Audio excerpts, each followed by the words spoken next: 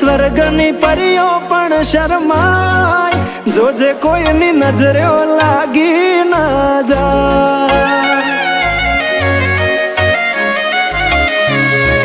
વાલી તું તો રૂપનો કટકો કહેવાય, બારે કાળું ટપકું કરીને નીકળાય, જોજે કોઈની નજરે લાગી